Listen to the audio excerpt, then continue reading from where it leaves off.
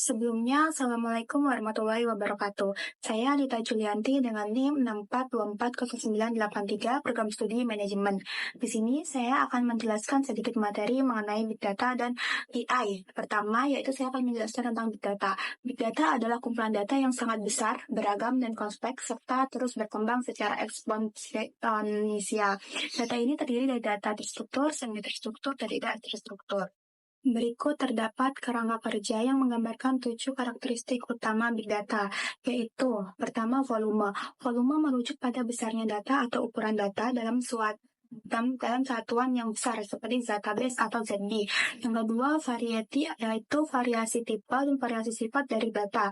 Terdapat 3 jenis data dalam Big Data, yaitu structured data, semi-structured data, dan unstructured data. Yang ketiga, velocity. Komponen selanjutnya adalah velocity, yaitu kecepatan dalam mengakses dan memproses data. Yang keempat, veracity. Veracity adalah komponen yang mengacu pada keragaman sumber data dari mana perusahaan dapat memperoleh data besar dan banyak format yang dapat muncul. Selanjutnya yaitu variability. Variability adalah komponen yang mengacu pada karakteristik Big Data yang terus berubah secara konstan. Hal ini menuntut agar Big Data menjadi platform dan analitik Big Data dapat beradaptasi dengan cepat dan memperbarui model analitik mereka akan selalu relevan. Yang keenam yaitu value, yaitu nilai atau makna dari Big Data. Yang ketujuh yaitu visualisasi. Visualisasi ini sendiri adalah pembuatan grafik kompleks yang menceritakan kisah ilmuwan data, mengubah data menjadi informasi, informasi yang menjadi wawasan, wawasan menjadi pengetahuan, dan pengetahuan ini menjadi keuntungan yang bisa dimanfaatkan.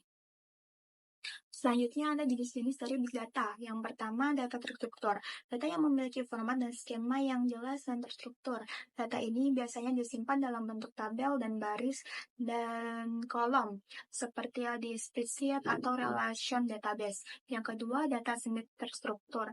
Data yang memiliki format terdefinisi, tetapi tidak memiliki skema yang terstruktur. Contohnya data pada dokumen teks atau file XML. Yang ketiga, data tidak terstruktur. Data yang tidak memiliki format atau skema yang terdefinisi dengan jelas. Contohnya pesan media sosial, teks bebas, gambar, dan video. Manfaat dari Big Data adalah Big Data dapat memberi manfaat untuk menentukan akar penyebab kegagalan masalah dan kegagalan hampir secara real time.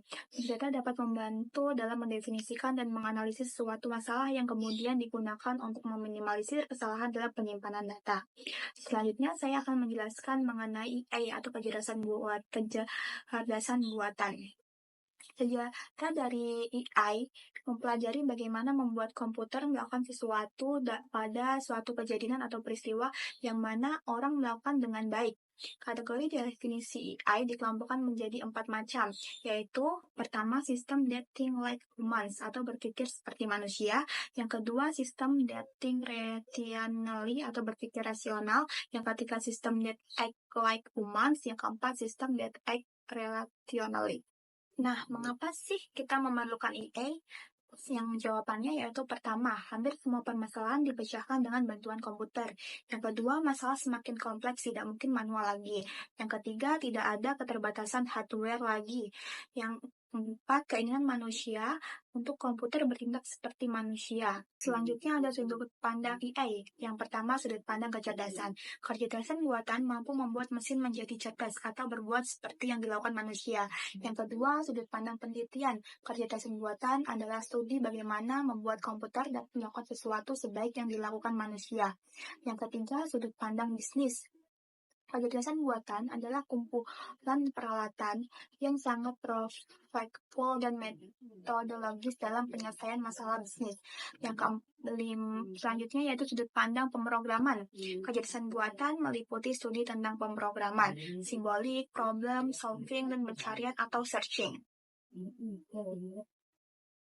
Kecerdasan buatan atau AI memiliki banyak dampak, baik positif maupun negatif di berbagai bidang.